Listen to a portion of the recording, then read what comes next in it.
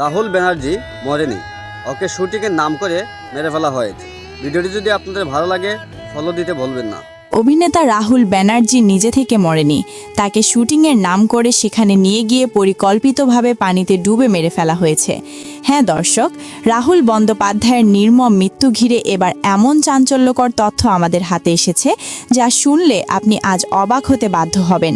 ভিডিওটি দেখতে থাকুন, দেখুন একটি সত্য লুকাতে কতগুলো মিথ্যা ব্যবহার করা হয়েছে এই অভিনেতার মৃত্যু ঘিরে।